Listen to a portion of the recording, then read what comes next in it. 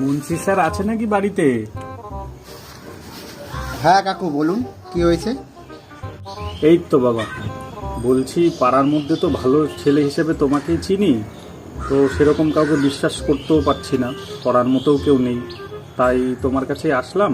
তুমি আমার মেয়েটাকে একটু দেখো বাবা, কাকুর এই আবদারটুকু একটু রাখো। আরে কাকু, এভাবে বলতে হবে না। আসলে আমার বিয়ের জন্য বাড়ি থেকে মেয়ে দেখছিলই, কিন্তু তিথি একটু ছোট হয়ে যাচ্ছে, তো 18 বছরও হয়নি। অসুবিধা নেই, আর আমার বাড়ির লোক তো কত ভালো জানেনি, আমরা কিন্তু কন্ট্রোল নিই না কোনো। শুধু চাইলে একটা 4 চাকা দিতে পারেন, ও না দিলেও চলবে, অসুবিধা নেই। হ্যাঁ, অসুবিধা নেই। বলছি বাবা, তুমি কি শুকনো নেশা করে আছো নাকি? কেন কাকু?